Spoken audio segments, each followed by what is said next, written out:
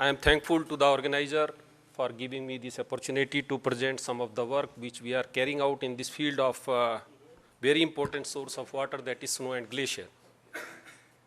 In fact, our institute is working in this field of snow and glacier melt runoff modeling, as well as now we have started to see the impact of climate change for the last more than 15 years. Over the years, we have developed our own model of snow melt runoff modeling. We have a station near Gangotri Glacier for the last about more than 10 years, on which we are measuring the different parameters, that is temperature, discharge, and other parameters. Recently, automatic weather stations we have installed at that place.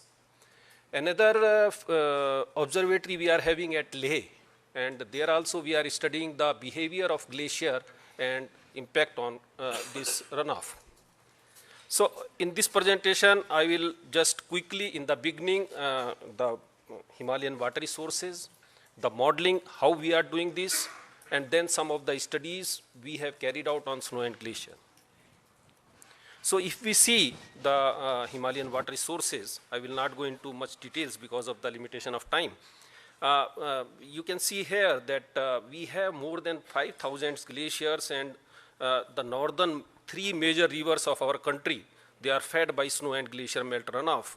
So we can say that we are getting a very good amount of runoff stream flow in those rivers, as well as hydropower generation. If we see, that contributes about 26% of the total installed capacity in India. So we can say that snow melt and glacier melt runoff is very important for us, and we have to have the snow melt runoff modeling, and we have to assess water or stream flow which we are getting. If we see some of the reports just quickly, then we see a report of snow and glacier of Himalayas. It was prepared by Ministry of Environment and Forest in 2011 with the help of number of institutes in our country. And we can see in the end that out of 2,700 glaciers which have been monitored, we only have, most of them are retreating. We can see here, some very few are advancing and some are stable. So we can say that most of the glaciers are retreating, and they are affecting the availability of water. And in future also, there will be change in the water availability.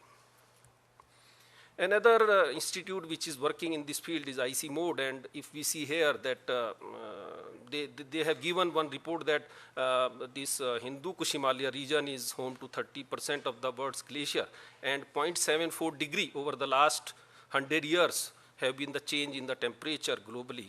And of the 54,000 glaciers in this whole region, most of the glaciers are showing loss of mass balance. So we have to study the glacier retreat as well as the impact on mass balance to see how much water will be available. So if we see here the Himalayan system, we can divide it into different parts: Greater Himalaya, Lesser Himalaya, Outer Himalaya, etc. And there are two monsoon system, western disturbances and southwest monsoon. And we can say that glaciers cover about 10%.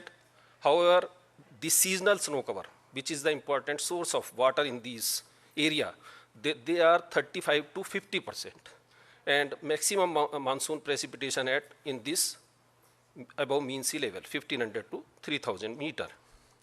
So we can see here there are three major river system, and we have studied in fact, all these three river systems in our institute, but most of the work we have carried out in Indus Basin, that is in Western Himalayan region. So I will just present quickly how we have done that and how we have seen the impact of climate change. So here we have studied Satluj, Chenab, Byas Basin in detail over the last more than 15 years, as well as a part of Ganges Basin. So if we see the difference in behavior of these two, glacier watershed and non-glacier watershed, they are at higher altitude, of course, and presence of ice and snow beside rainfall. So we can see in another slide that in snow and glacier, we have to study three components. In lower area, we have to study rainfall. In middle part, we have to study snow and rain. However, in higher reaches, we have to have glaciers. So all these three runoff and also base flow component, that total runoff we have to estimate in these particular basins. As I have said that we have an observatory and we have collected a number of data from different sources like Bhakra Bias Management Board, Central Water Commission, and other things. But beside that, remote sensing is one of the major important role to play in the snow cover, because we have to have how much snow cover is changing with time or how much glacier is changing with time. So we have done extensive study on snow cover mapping for these basins over the last more than 15 or 20 years. So if we see the result, you can see here that for Chenab Basin, Satluj Basin, Bias Basin, Ganga Basin, we can see that snow cover varies from 70 to 24%, 65 to 20%. So we can say that more than 50% of the snow cover area of the total basin is converted into water. That we have to model. So on an average, we have first computed how much water will be available from snow and glacier. So we have found that in Chenab River, it is about 50% of the total stream flow is coming from snow and glacier, while in Satluj it is 60% at Bhakra dam site. Bias River it is 35%, however in Ganga it is 28%. So first we have calculated on the basis of water balance. So we can see here that how snow cover is depleting over the years. We have developed our own model. We have applied for all the basins, that is called as snow mode. This is the flow chart of that model. Beside this, we have also used SWAT model, because now snow melt runoff component in SWAT is also there. So we have used SWAT model recently for Upper Ganga Basin. So we have to have snow cover area, this snow melt from snow cover area, from snow free area, and from rainfall. And from snow cover area, lapse rate is another important aspect, which we have also studied in detail. I will not go into detail about that. We have to divide our basin into different elevation zones, and we have to have data for all these zones, and then we have to have variability of snow covered area and all that. Okay. So quickly, I'll go to this, the studies which we have carried out. So we have carried out for Satluj Basin, for Bias Basin, for Chenab Basin. So I will skip these slides. Yeah. We have done climatic variability analysis for Satluj Basin. We have seen the trend of temperature, precipitation, and discharge for these basins. So this is the detail of this. We have applied our own model. Then we have seen the change of temperature on the snow melt runoff, because it is the important component.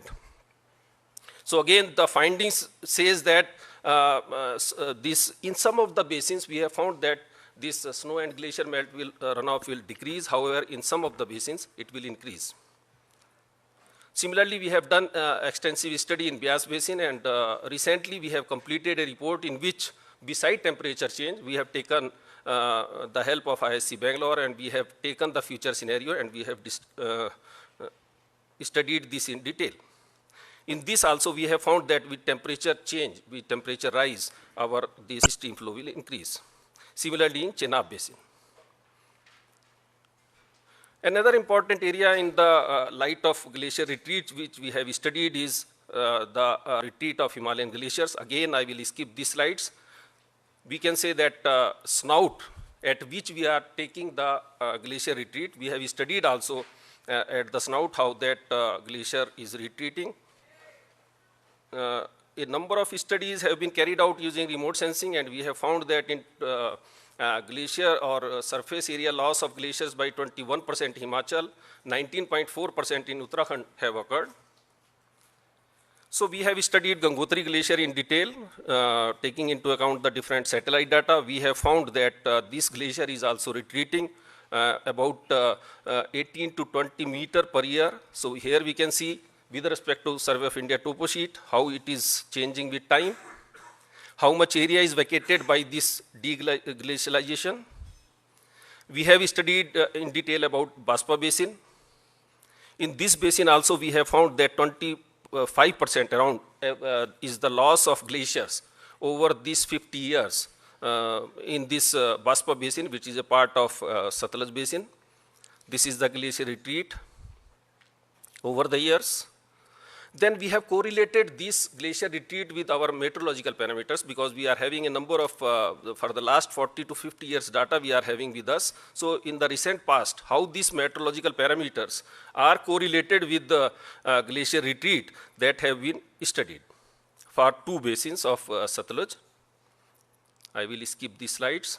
This is again another subbasin of Satluj, in which we can see that 27% of the area have been lost over the last 50 years.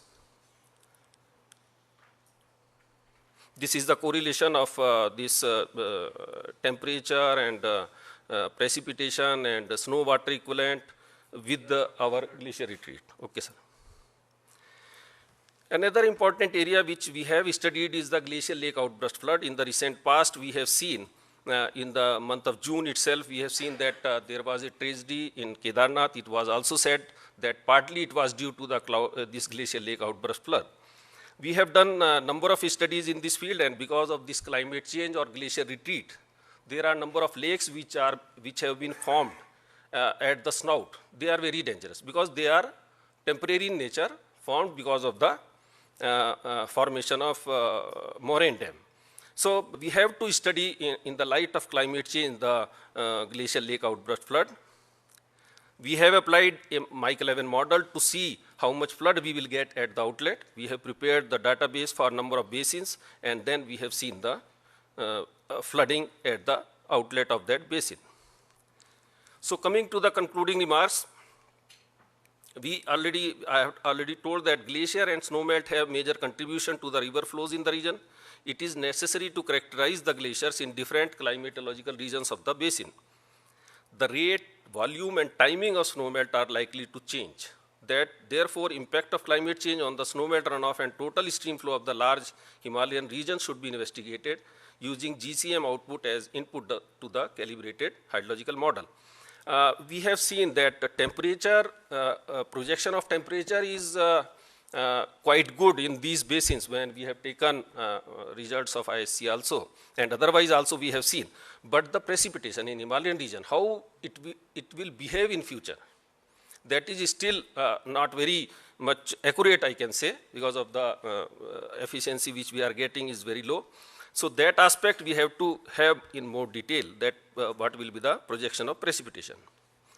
Reduced contribution of snowmelt from lower elevation is counteracted by increased glacier melt runoff from higher elevation. We have seen in Satluj particularly that from lower zone we are getting the reduced contribution, while from in the higher elevation, because of the temperature rise, we are getting more snow melt or more glacier melt.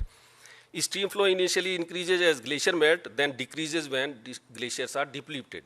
So we can say that, say by the end of this century or by 2050, we will get more runoff, but maybe afterwards we will get less runoff because of the loss of the glaciers. So glacier retreat rates are not only controlled by changing in climate, but topographic and morphological factors that also we have to study.